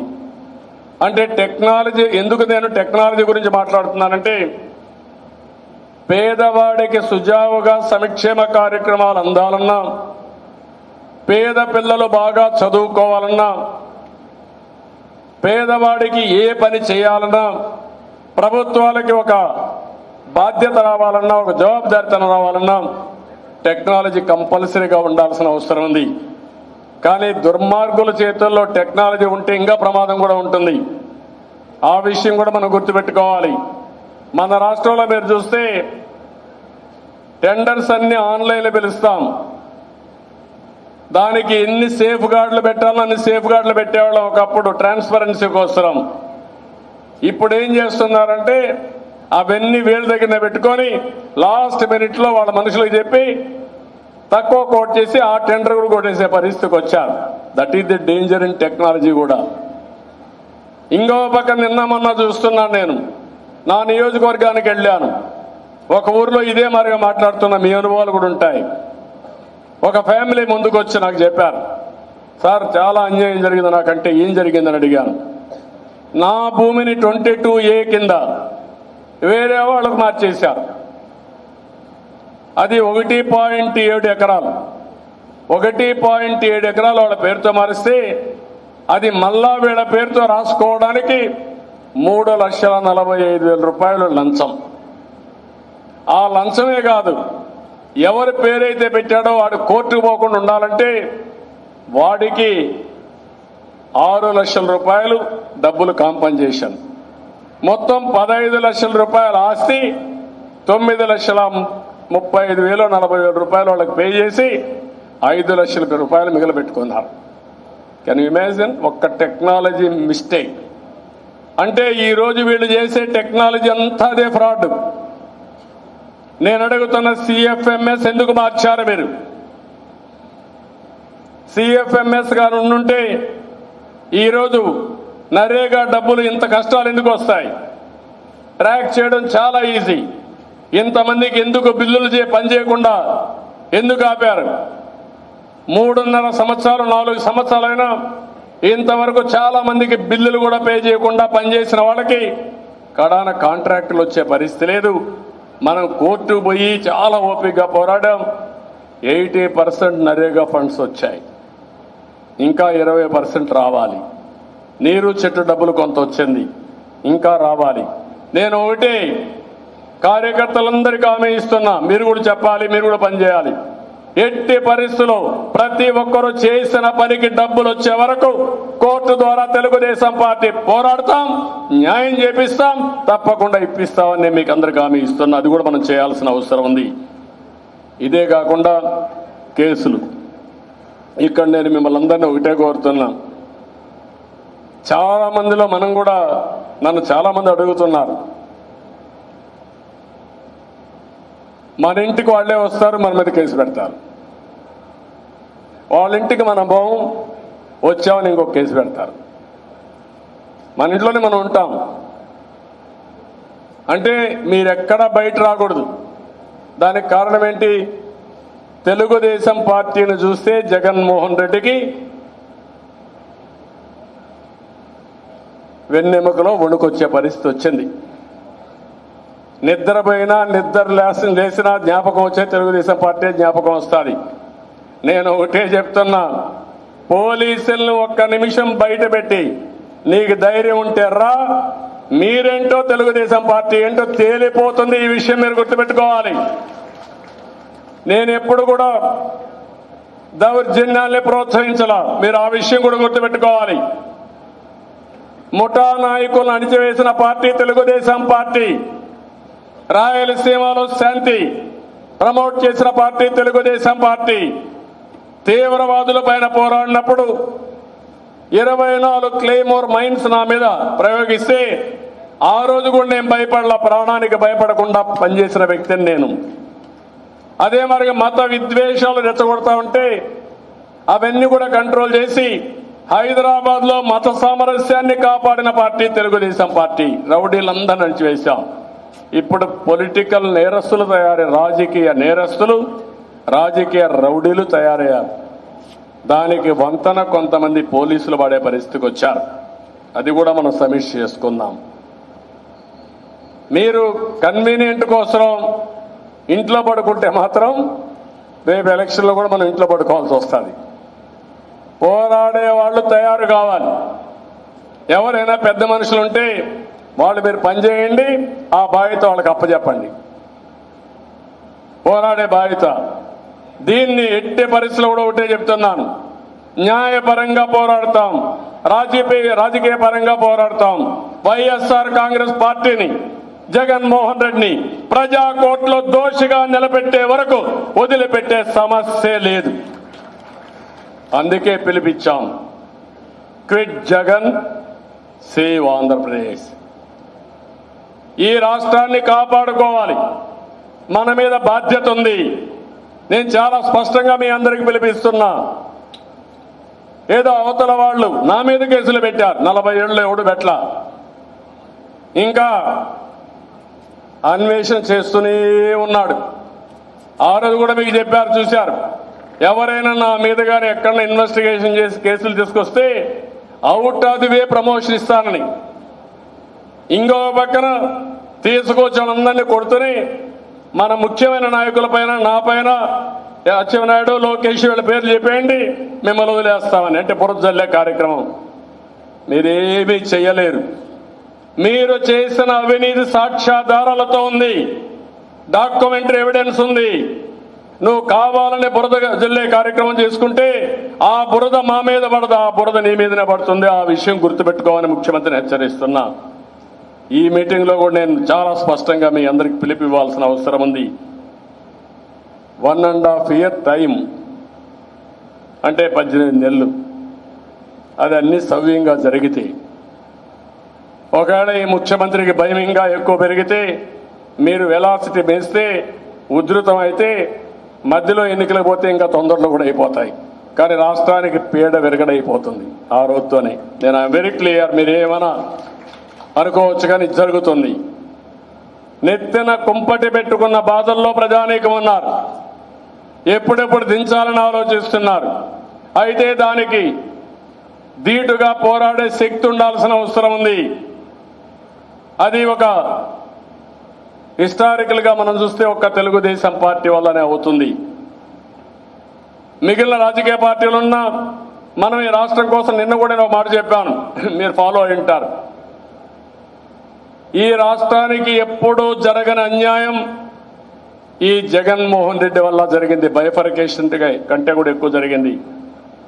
ఇప్పుడు మన బాధ్యత కేంద్రంలో కానీ రాష్ట్రంలో కానీ ఎట్టి పరిస్థితుల్లో మళ్ళా ఈ రాష్ట్రాన్ని పునర్నిర్మాణం చేసే కార్యక్రమానికి ప్రాధాన్యత ఇస్తున్నాం.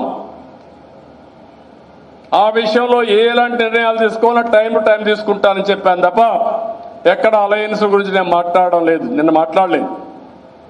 ఏదో పేపర్లో వచ్చా మీరు సమాధానం చెప్పమంటే పేపర్లో వచ్చిన ఆర్టికల్స్ నేను సమాధానం చెప్పడం కరెక్ట్ కాదని చెప్పాను. మీలో కూడా క్లారిటీ ఉండాల్సిన అవసరం ఉంది. మనం ప్రజల్లో ఉండాలి, ప్రజల్లో పనిచేయాలి, ప్రజలకు ఒక నమ్మకాన్ని కల్పించాలి, వాళ్ళు కూడా ముందుకు రమ్మనాలి. ఈరోజు మనం చేసే పోరాటం ఒక తెలుగుదేశం పార్టీకే కాదు, మేధావులు కోరుతున్నాం, అదే మరి వివిధ వర్గాలను కోరుతున్నాం, విద్యావంతులను కోరుతున్నాం. అందరికీ సంబంధించిన విషయం. ఉద్యోగస్తుల దగ్గర నుంచి రైతుల దగ్గర నుంచి కూలీ దగ్గర నుంచి అందరినీ కోరుతున్నాం. మీరు ఒకసారి ఆలోచించండి, ఈ ప్రభుత్వం ఇదే మారిగా ఉంటే ఏమవుతాం మనం? భవిష్యత్తు ఉంటుందా అని అడుగుతున్నాం. అంటే ఈరోజు మనం భయపడమే కాదు, వైఎస్ఆర్ కాంగ్రెస్ నాయకులు కూడా భద్రత లేని పరిస్థితి వచ్చేసింది. ఒకసారి వ్యవస్థలు విధ్వంసం అయిన తర్వాత ఎవరిపైన దాడి చేస్తారు, ఎవరు ఆస్తి ఎవరు లాక్కుంటారు అనే దానికి చాలా ప్రమాదం వచ్చే పరిస్థితి వస్తుంది. ఎప్పుడు కూడా వ్యవస్థలు బాగుంటే, పటిష్టంగా ఉంటే వ్యవస్థలు మనల్ని కాపాడతాయి. వ్యవస్థలు ఎప్పుడు కూడా అన్యాయాన్ని, చెక్స్ అండ్ బ్యాలెన్సెస్ ఇండియాలో మనం చూస్తే ప్రజాస్వామ్యంలో చెక్స్ అండ్ బ్యాలెన్స్ ఉన్నాయి. ఒక ఆఫీసర్ తప్పు చేసి రాజకీయ నాయకుడి దగ్గర పోతే కరెక్ట్ చేస్తారు, రాజకీయ నాయకుడు తప్పు చేసి కోర్టుకు పోతే కోర్టు ద్వారా కరెక్ట్ అవుతాయి. అలాంటి చెక్స్ అండ్ బ్యాలెన్సెస్ కూడా ఈరోజు మనం చూస్తా ఉంటే ఎవ్రీడే ఇంబ్యాలెన్స్ అయిపోయే పరిస్థితి వస్తూ ఉంది. మీడియా వాళ్ళు రాసేవాళ్ళు ఒకప్పుడు, ఇప్పుడు మీడియా వాళ్ళు కూడా కొంతమంది రాయలేని పరిస్థితి, లాలోచే పరిస్థితి, కొంతమంది రాసే వాళ్ళపైన దాడి చేసే పరిస్థితి. ఇలాంటి చాలా సమస్యలు ఉన్నాయి. ఎన్ని సమస్యలున్నా అధిగమించిన పార్టీ తెలుగుదేశం పార్టీ. దానికి కావాల్సింది మీలో కూడా చొరవ ఉండాల్సిన అవసరం ఉంది. ఇవన్నిటికి కూడా ఒక రూపకల్పన చేసి ఇప్పటి నుంచి మనం ఏ విధంగా ప్రజల్లో ఉండాలనో ఒక యాక్షన్ ప్లాన్ తయారు చేసుకుంటాం. ఇక్కడ ఇంకొక విషయం కూడా నేను మిమ్మల్ని అందరినీ కోరుతున్నా. ఈ నెల నుంచి చాలా నిర్దిష్టమైన ప్రోగ్రాం ఇచ్చాం.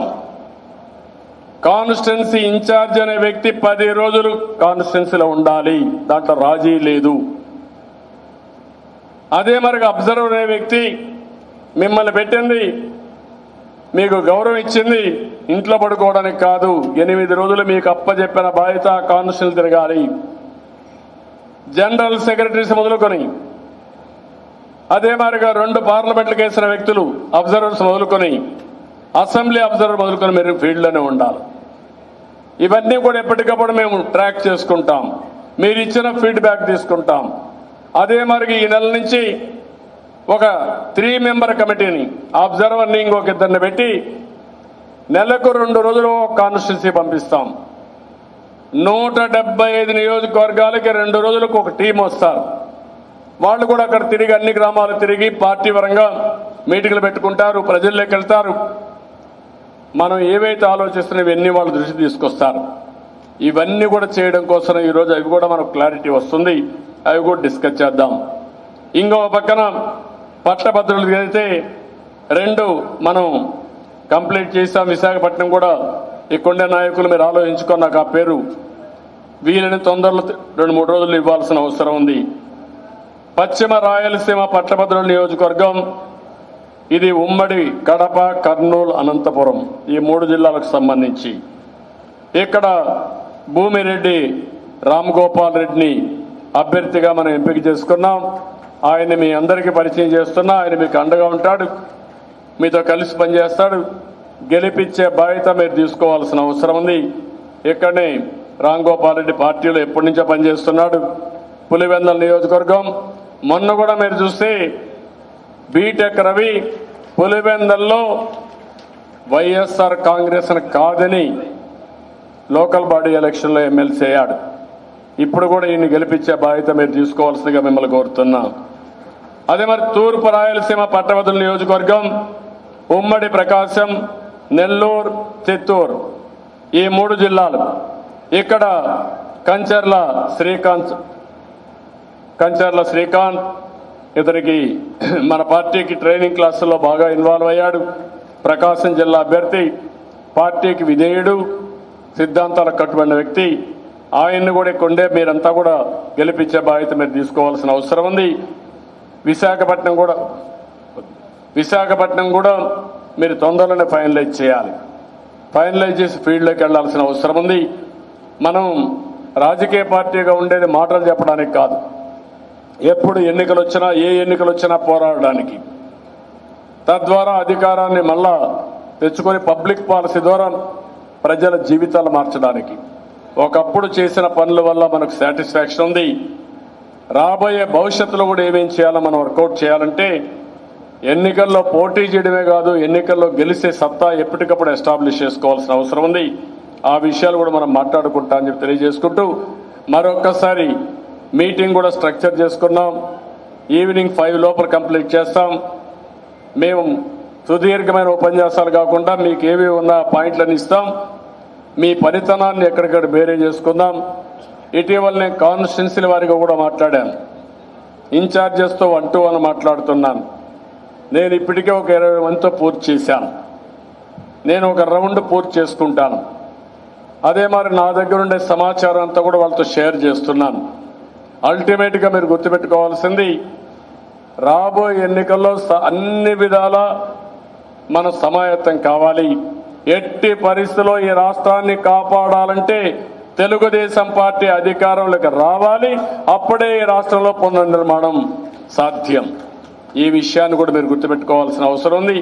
అది కూడా నేను రాబోయే రోజుల్లో కంప్లీట్ చేసి నేను ఒక అవగాహనకు వస్తాను.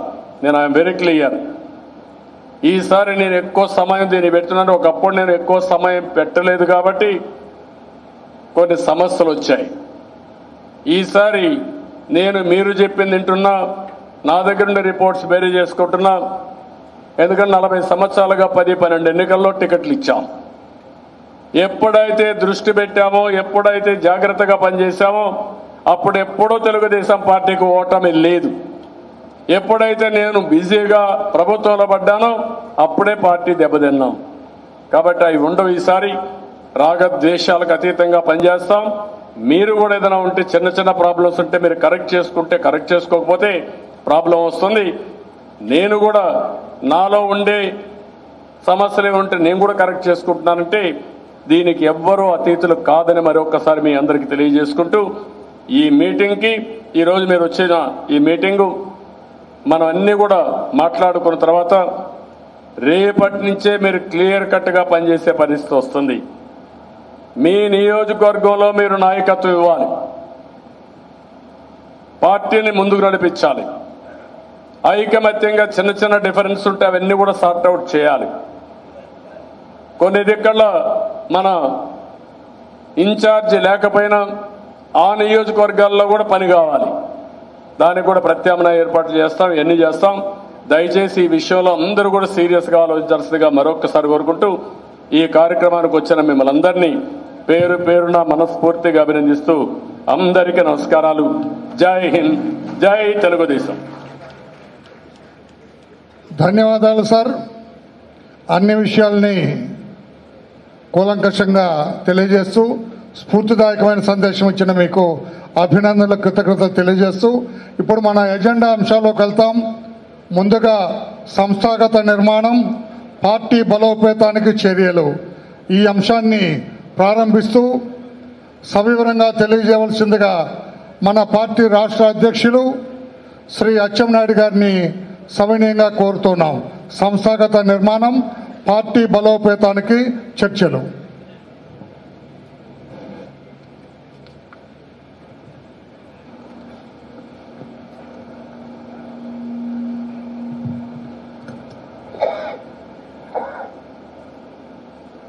తెలుగుదేశం పార్టీ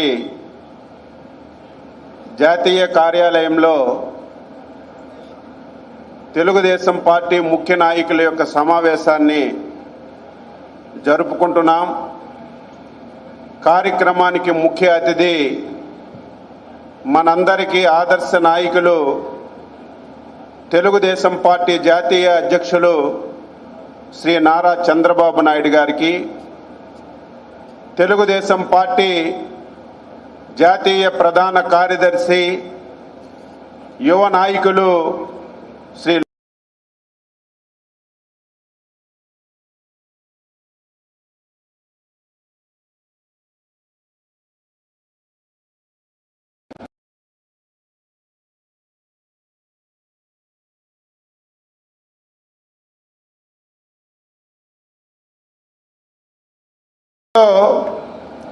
ఈరోజు ఒక సమావేశం మనం పెట్టుకున్నాం. దీనికి అత్యంత ప్రాధాన్యత ఉన్నటువంటి సంగతిని ప్రతి ఒక్కరు కూడా గమనించమని చెప్పి కోరుతున్నాను.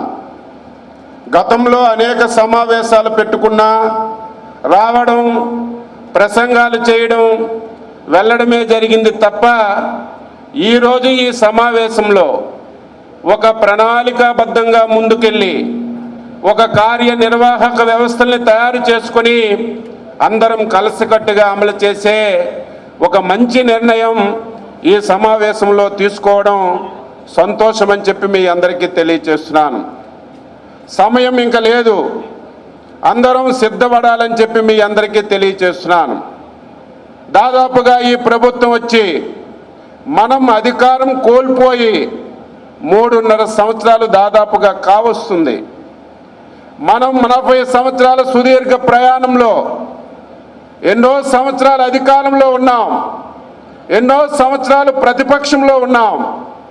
ఒక రాజకీయ పార్టీగా, ప్రజాస్వామ్య వ్యవస్థని గౌరవించినటువంటి పార్టీగా అధికారంలో ఉంటే ప్రభుత్వం ద్వారా ప్రజలకి సేవ చేసే కార్యక్రమాలు చేశాం, సమస్యలను అధిగమించే కార్యక్రమాలు చేశాం. ప్రతిపక్షంలో ఉంటే ఒక రాజకీయ పార్టీగా నిరంతరం ప్రజల సమస్యలు ప్రభుత్వం దృష్టికి తీసుకొచ్చి పరిష్కరించే కార్యక్రమం చేశాం. కానీ స్వాతంత్ర భారతదేశంలో ఇటువంటి దుర్మార్గమైనటువంటి ప్రభుత్వం, ఇటువంటి దుర్మార్గమైనటువంటి ముఖ్యమంత్రి స్వాతంత్ర భారతదేశంలో ఎంతవరకు ఎప్పుడు చూడలేదనే విషయాన్ని మనందరం కూడా గుర్తుపెట్టుకోవాలి. ఈయన అధికారంలోకి వచ్చిన తర్వాత 151 స్థానాలు గెలిచి బాగా గర్వంతో మదమెక్కినటువంటి వ్యక్తిగా మాట్లాడాడు. ఆంధ్రప్రదేశ్ రాష్ట్రంలో ఏ రాజకీయ పార్టీ ఉండకూడదు, ఒకే పార్టీ ఉండాలి, నేనే ఈ రాష్ట్రానికి శాశ్వత ముఖ్యమంత్రిగా ఉండాలని ఎన్ని ఇబ్బందులు మనందరికీ పెట్టారో ఈ 3.5 సంవత్సరాలు మనందరం అనుభవించాం. అయితే ఈ విషయాలన్నీ ఎందుకు మీకు చెప్తున్నానంటే, 40 సంవత్సరాల సుదీర్ఘ ప్రయాణంలో తెలుగుదేశం పార్టీ ఎన్నో కష్టాలు పడింది, ఎన్నో ఇబ్బందులు పెట్టింది. చాలా సందర్భాలలో పార్టీలో ముఖ్యమైనటువంటి నాయకులు పార్టీలు మారిన, కొన్ని ప్రభుత్వాలు కావాలని తెలుగుదేశం పార్టీకి ఇబ్బంది పెట్టిన ఈ 3.5 సంవత్సరాలుగా దుర్మార్గుడు జగన్మోహన్ రెడ్డి అనేకమైనటువంటి సమస్యలు సృష్టించినా సరే తెలుగుదేశం పార్టీ మళ్ళీ ఇంత బలంగా రేపు అధికారంలోకి రావడానికి సిద్ధంగా ఉంది అంటే దానికి కారణం మన జాతీయ పార్టీ అధ్యక్షులు పార్టీ సంస్థాగత నిర్మాణాన్ని బలహీనం కాకుండా బలంగా స్థిరస్థాయిగా ఉండే విధంగా నిర్మించారు. కాబట్టే ఈరోజు ఈ పార్టీ 3 పువ్వులు 6 కాయలుగా రాష్ట్రంలోకి వెళ్తుందని చెప్పి మీ అందరికీ తెలియజేస్తున్నాను. అందుకే సంస్థాగత నిర్మాణం తెలుగుదేశం పార్టీకి అత్యంత ప్రధానమైనటువంటి అంశంగా మీ అందరూ కూడా భావించాలని చెప్పి మీ అందరికీ తెలియజేస్తున్నాను. అందులో భాగంగా ప్రతి 2 సంవత్సరాలకి సభ్యత్వ కార్యక్రమం మనం తీసుకుంటున్నాం. గత కొన్ని సంవత్సరాల్లో అనేకమైనటువంటి ఇబ్బందులు ఉన్నా సరే మన యువ నాయకుడు రాజకీయాల్లోకి వచ్చిన తర్వాత టెక్నాలజీని అనుసంధానం చేసి ఉమ్మడి రాష్ట్రాల్లో 60 లక్షల మంది కుటుంబ సభ్యులని తయారు చేసినటువంటి పార్టీ తెలుగుదేశం పార్టీ అనేది మనందరం గుర్తుపెట్టుకోవాలి. మళ్ళీ గత ఏప్రిల్ 21వ తారీఖున సభ్యత్వ కార్యక్రమాన్ని రాష్ట్రంలో చంద్రబాబు గారి నాయకత్వంలో ఇక్కడ మనం ప్రారంభించాం. 4 మాసాలు అయింది. 16 లక్షల సభ్యత్వాలని పూర్తి చేసుకున్నాం. గతంలో కంటే ఈసారి టెక్నాలజీని ఉపయోగించి ఎక్కడ తప్పుడు సభ్యత్వాలు కాకుండా ఎవరైతే పార్టీలో పనిచేస్తున్నారో, ఎవరైతే పార్టీకి సమయం ఇస్తున్నారో జెన్యూన్గా సభ్యత్వాలు చేయాలని కార్యక్రమం చేసినా సరే ఇంకా కొన్ని నియోజకవర్గాల్లో ఈ కార్యక్రమం చాలా స్లోగా అవుతుంది. దానికి అనేకమైనటువంటి కారణాలు చెప్తున్నారు. కానీ అధ్యక్షుల వారు లోకేష్ బాబు గారు అందరము చాలా సందర్భాల్లో చర్చించాం. ఇక ఎటువంటి మార్పు రాదు. చాలా మంది అనుకుంటున్నారు కొద్ది రోజులు టెక్నాలజీ చేస్తే ఇది విజయం కాకపోతే మళ్ళీ మామూలుగా సభ్యత్వం చేయొచ్చని కొంతమంది ఆలోచిస్తున్నారు. అందరికీ ఈ వేదిక ద్వారా దయవించి కోరుతున్నాను, సభ్యత్వం పైన ప్రత్యేకమైన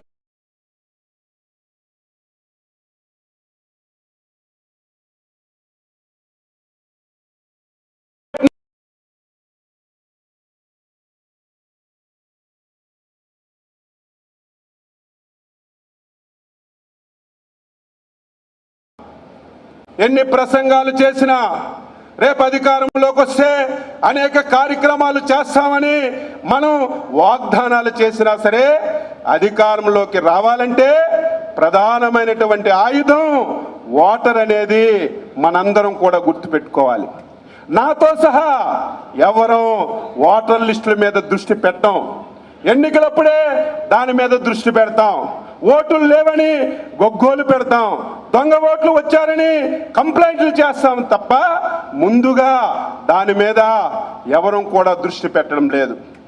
రాష్ట్రంలో అధ్యక్షుల వారి ఆదేశాల మేరకు 7 నియోజకవర్గాల్లో ఈ కార్యక్రమాన్ని ప్రారంభిస్తే ఈరోజు జగన్మోహన్ రెడ్డి నేనే శాశ్వతంగా ఉంటానని చెప్పాడు.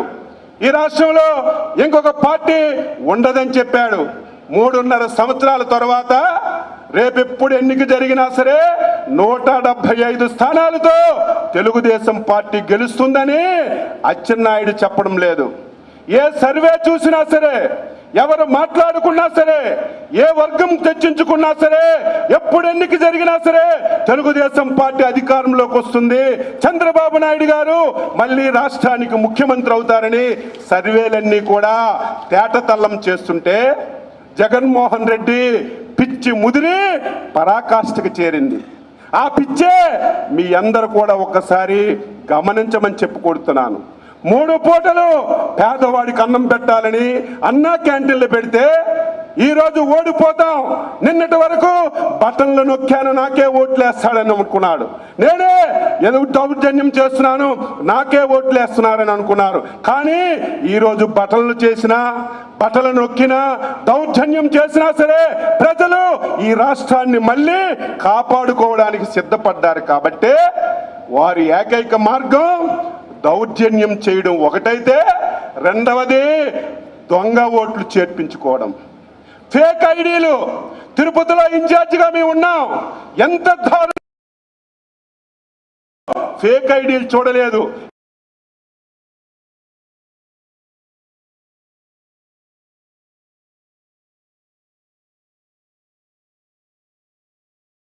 వేసే కార్యక్రమాన్ని చేపడుతున్నారు. దీని మీద మీరందరూ కూడా దృష్టి పెట్టాలని చెప్పి కోరుతున్నాను. ఈరోజు ఈ ప్రోగ్రాం ఇచ్చి 2 మాసాలు అయింది. ఎవరో ఏమనుకోవద్దు. చాలా సందర్భాలలో కాన్ఫరెన్స్లు తీసుకొని చెప్తున్నాం, చాలా సందర్భాల్లో అధ్యక్షుల వారు చెప్తున్నారు. కానీ ఈ రాష్ట్రంలో ఇంకా 70 నియోజకవర్గాల్లో ఈ ఓటరు నమోదు కార్యక్రమాన్ని, ఓటరు వెరిఫికేషన్ కార్యక్రమాన్ని ఇంకా ప్రారంభించలేదంటే నేను బాధపడుతున్నాను. దయ ఉంచి ఈ రోజు నుంచి మీలో మార్పు రావాలి. ఇక నుంచి ఎవరైనా ఈ కార్యక్రమాలు చేయకపోతే పేరు పెట్టి చెప్పవలసినటువంటి అవసరం వస్తుందని ఈ సందర్భంగా మీ అందరికీ తెలియజేస్తూ ఓటర్ నమోదు కార్యక్రమాన్ని అత్యంత ప్రాధాన్యతగా తీసుకోవాలని మీ అందరికీ ఈ సందర్భంగా తెలియజేస్తున్నాను. రెండవది, కమిటీలు సంవత్సరం నుంచి ప్రయత్నం చేస్తున్నాం, ప్రతిరోజు మాట్లాడుతున్నాం. జాతీయ పార్టీ అధ్యక్షుల వారు ప్రతి మంగళవారం నాడు కమిటీల మీద చర్చిస్తున్నారు. కానీ అనుకున్న స్థాయిలో మనం కమిటీలను పూర్తి చేసుకోలేకపోయాం. ఎవరినైనా అడుగుతుంటే ఇన్ఛార్జీలు మాకు సహకరించడం లేదు, ఇన్ఛార్జీలు మాకు పేర్లు ఇవ్వడం లేదు. ఏం చేయమంటారని అనుబంధ సంస్థ అధ్యక్షులు ఎవరైతే మన నాయకులు ఇన్ఛార్జీలుగా వస్తున్నారో వీరందరూ ప్రతిరోజు మా దృష్టిలో పెడుతున్నారు. దయవుంచి ఇంకా ప్రొలాంగ్ చేయడానికి వీల్లేదు. ఒక టైం బౌండ్ పెట్టుకొని కమిటీలన్నీ మీరు పూర్తి చేయాలి. మీరు పూర్తి చేయకపోతే రాష్ట్ర కార్యాలయమే తెలుగుదేశం పార్టీ వ్యక్తులకి సెలెక్ట్ చేసి కమిటీలన్నీ కూడా పూర్తి చేసుకునే బాధ్యత తీసుకుంటాం. దీనికి మీరందరూ కూడా ముందుకు రావాలని వస్తారని చెప్పి ఆశిస్తున్నాం. ఈరోజు కొత్త సిస్టమ్ తీసుకొచ్చాం. సెక్షన్ కమిటీ అని, బూత్ కమిటీ అని, అదేవిధంగా క్లస్టర్ కమిటీ అని, డివిజన్ కమిటీ అని తీసుకొచ్చాం.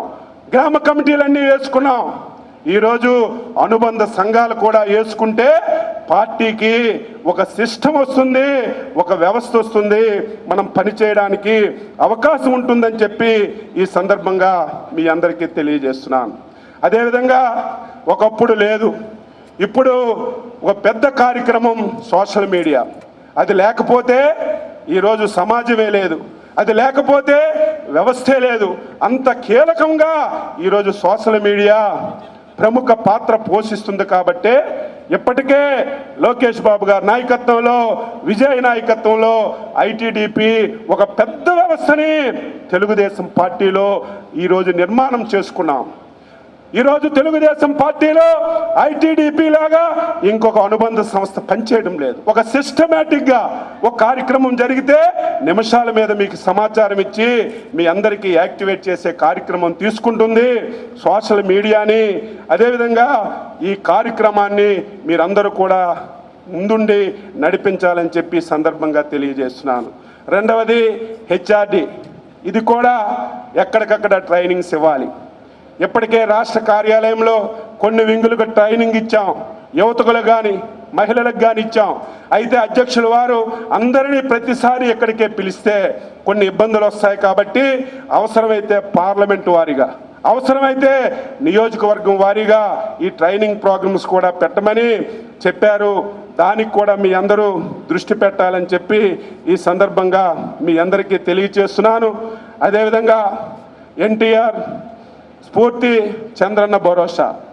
ఈరోజు తెలుగుదేశం పార్టీ ఈ రాష్ట్రంలో ఎంత ఉత్సాహంగా ఉందంటే దానికి కారణం గత సంవత్సరం మనం జరుపుకున్నటువంటి మహానాడు ఒంగోలులో చాలా బాగా జరిగింది. స్వచ్ఛందంగా వచ్చి ప్రజల విజయవంతం చేశారు. దీన్నే జిల్లాల వారీగా జరపాలని ఇప్పటికే 2 జిల్లాలు మనం జరుపుకున్నాం.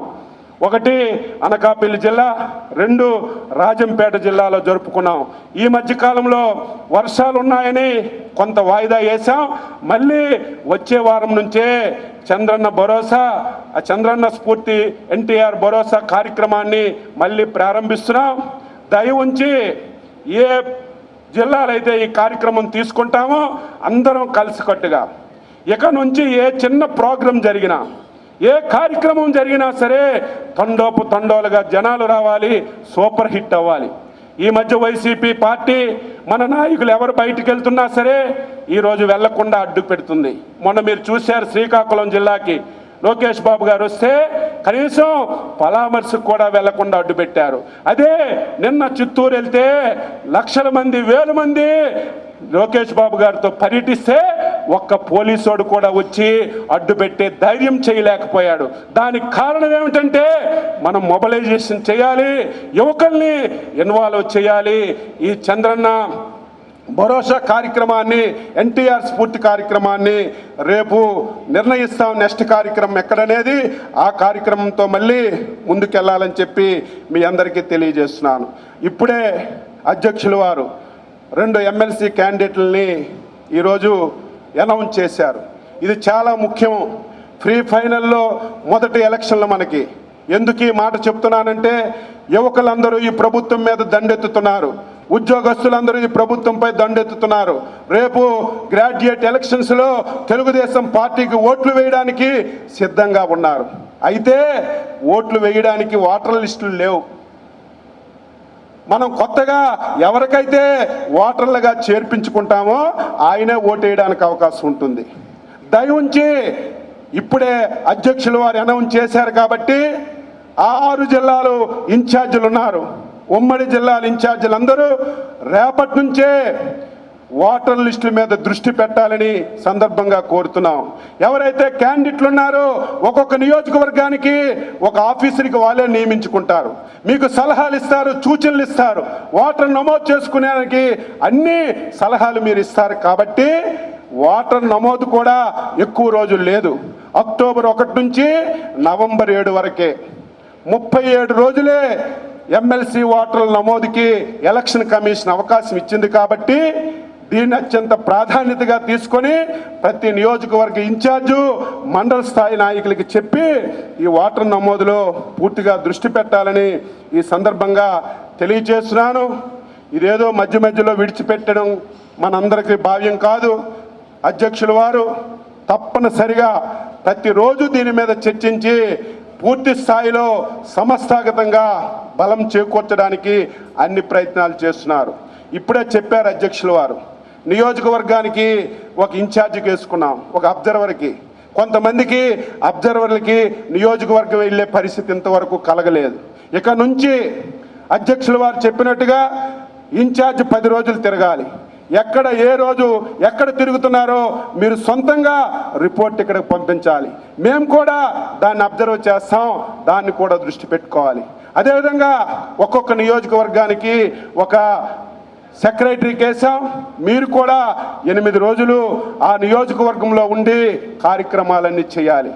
ఇకన సమయం లేదు కాబట్టి ఎవరికి ఇచ్చినటువంటి బాధ్యతలు వారు నిర్వహించి మళ్ళీ మనందరి బాధ్యత ఏదో మనకు అధికారం గురించి కాదు, మనకు పదవుల గురించి కాదు, రాష్ట్ర భవిష్యత్తు గురించి, పిల్లల భవిష్యత్తు గురించి.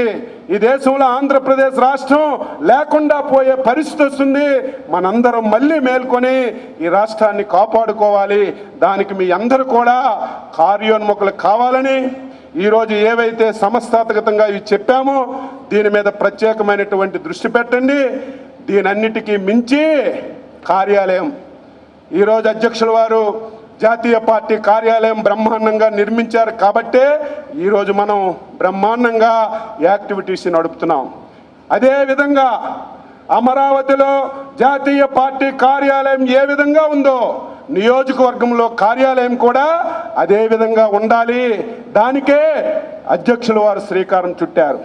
ఇప్పటికే కొన్ని నియోజకవర్గాల్లో ఆఫీసులు లేవు, ఆఫీసులుంటే బాయ్ లేడు, బాయ్ ఉంటే కంప్యూటర్ లేదు.